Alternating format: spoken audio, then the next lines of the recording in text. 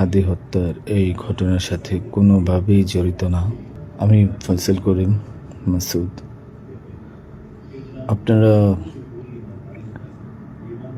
যে হাদি হত্যাকাণ্ডের সাথে আমার জড়িত থাকার কথা জানেন, আসলে প্রকৃতপক্ষে আমি হাদি হত্যার এই ঘটনার সাথে কোনোভাবেই জড়িত না। এটা একটা মিথ্যা বানোয়াট, একটা চক্রান্ত, যার কারণে আমি দেশ ছেড়ে চলে আসতে বাধ্য হয়েছি। আমি দেশ ছেড়ে চলে এসেছি এখন দুবাইতে আছি। আমার দুবাইয়ের 5 বছরের মাল্টিপল ভিসা ছিল। যেভাবে হোক অনেক কষ্ট করে দুবাই চলে এসেছি। আর আপনারা এই হাদি হত্যাকাণ্ডের জন্যে মিথ্যাভাবে আমার ফ্যামিলির সবাইকে জড়াইছেন।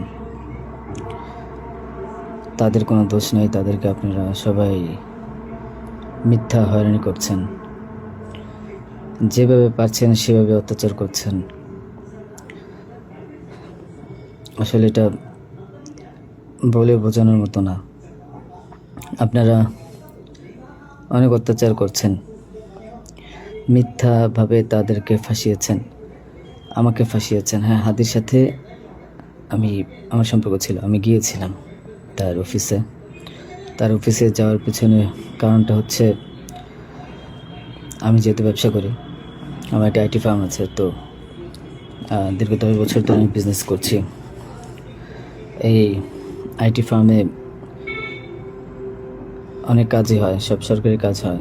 তো এখানে একটা কাজ ছিল অর্থ মন্ত্রণালয়, একটা কাজ ছিল আপনার খাদ্য মন্ত্রণালয়। তো এই দুইটা কাজ নিয়ে আমি কথা বলতে গিয়েছিলাম। সে আমাকে পাইয়ে দিবে আশ্বস্ত করেছিল। আমি তাকে 5 লাখ টাকাও দিয়েছি, অগ্রিম চেয়েছিল। এবং তার এই যে আপনার যে প্রোগ্রামগুলো, এগুলোর ডোনার হিসেবে আমাকে থাকতে বলেছিল। আমি থেকেছি এবং তার প্রোগ্রামগুলোর জন্য যত টাকা লাগতো আমি দিয়েছি। এবং লাস্ট যেদিন শুক্রবার, ওই দিনে তাকে আমি 10,000 টাকা দিয়েছি তার ওই প্রোগ্রামের জন্য। এখন কথা হচ্ছে, আমাকে মিথ্যাভাবে ফাঁসানো হয়েছে। এগুলা যেহেতু হাদির সাথে জামাতের একটা কানেকশন আগে থেকেই ছিল,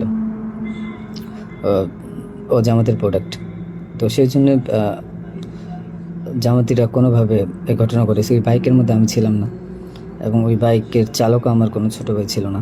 আমাদের দুজনকে মিথ্যাভাবে ফাঁসিয়েছে। এখন কি বলবো, এই জন্য আমার পরিবার ভুক্তভোগী। আমার পরিবারকে আপনারা মিথ্যাভাবে এত জঘন্যভাবে যে অত্যাচারগুলো করছেন, এটা আসলে কাম্য না।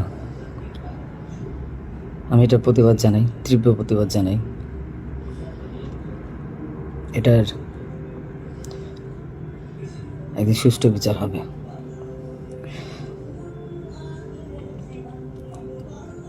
এই ঘটনার সাথে আমার পরিবার, আমি কোনোভাবেই জড়িত না।